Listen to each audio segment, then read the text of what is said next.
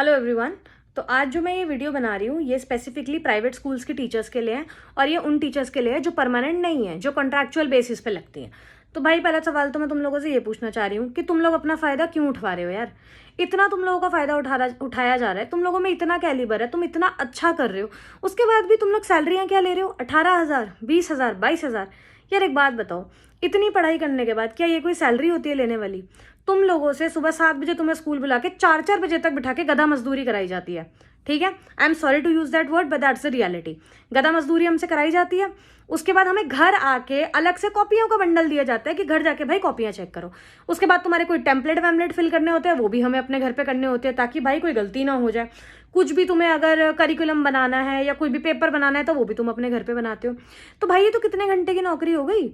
हम स्कूल में भी काम कर रहे हैं, फिर हम घर आके भी काम कर रहे हैं। और ये जो लोग हैं ना, जो ये बोलते हैं पुराने ज़माने के लोग कि भाई टीचरों की नौकरी तो बहुत अच्छी नौकरी है, इनको तो सिर्फ 6 घंटे काम करना होता है, 6 घंटे में घर आ जाती है, मज़े करती हैं पूरे दिन। तो भाई लोगों, ऐसा कुछ नहीं है।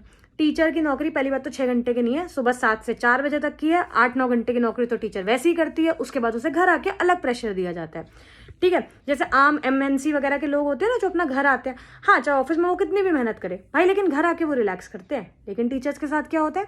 टीचर्स को घर आके भी चैन नहीं है, उन्हें अगले दिन की टेंशन है। अरे भाई मैंने उस बच्चे को डांट दिया था, कल उसका पेरेंट मेरे से लड़ने ना आ जाए। अरे भाई यार उस बच्चे का सेशन चेंज कराना है। अरे भाई यार करिकुलम डिजाइन करना है। मतलब कितना नाटक है यार। मेरा कहने का मतलब है कि हम लोग, मैं खुद सताई हुई टीचर हूँ भाई, इसलिए तुम लोगों से बात कर रही हूँ। ये मत सोचना कि मैं कोई रैंडमली उठ कर तुम्हारा वीडियो बना रही हूँ।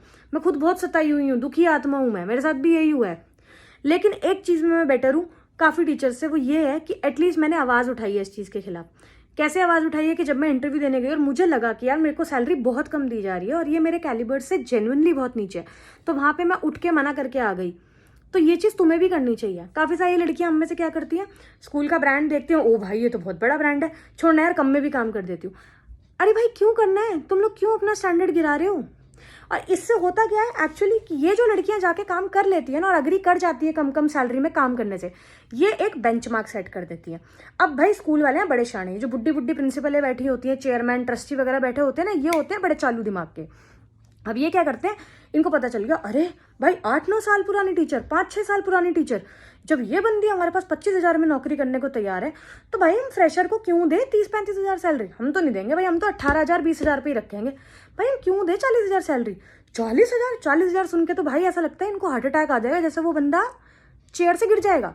मेरे साथ यही हुआ। मैं एक स्कूल में इंटरव्यू देने गई, एक प्रिंसिपल मेरा इंटरव्यू ले रही थी, बहुत ही बुड्ढी खड़ूस बदतमीज, लिटरली बदतमीज, जिसे कहते हैं ना प्रिंसिपल बन गई पर तमीज 1 रुपए की भी नहीं है। भाई उस औरत को जब मैंने अपनी सैलरी कोट की तो ऐसे घबरा गई जैसे पता नहीं मैंने क्या मांग लिया हो। मैंने कहा भाई क्या हो गया तेरे को? अभी तो कुछ मांगा नहीं मैंने, मांगना तो ज़्यादा चाह रही थी पर मैंने एक्चुअल में कम मांगा है।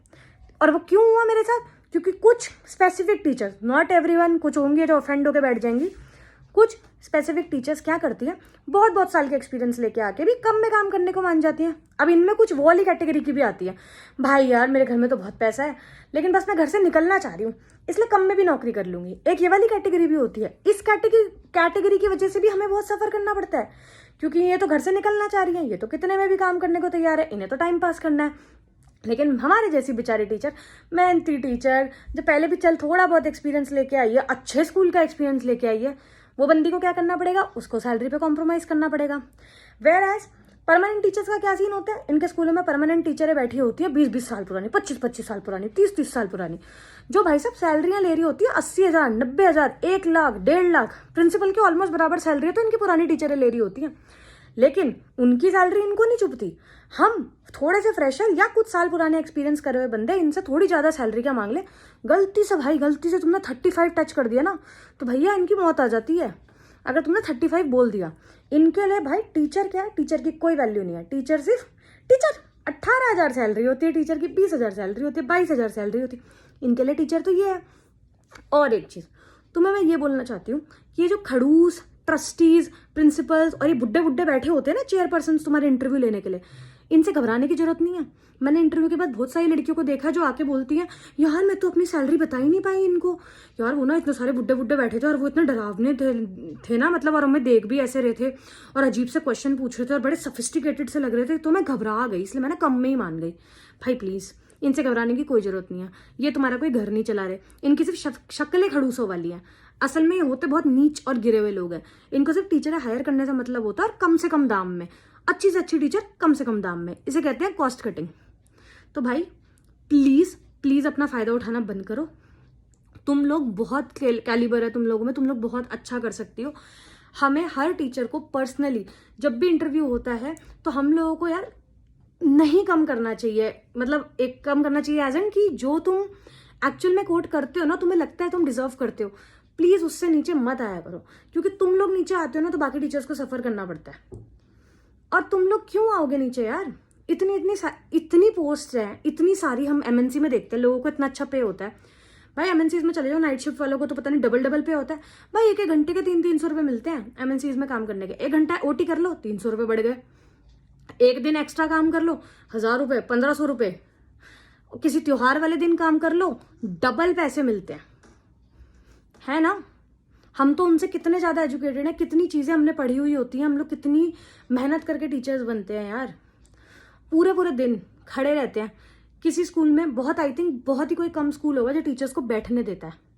स्कूल में टीचर्स को बैठने भी नहीं देते, और अगर चेयर पे किसी टीचर को बैठा हुआ देख लेना तो आके अलग झाड़ पड़ती है कि क्यों बैठे थे।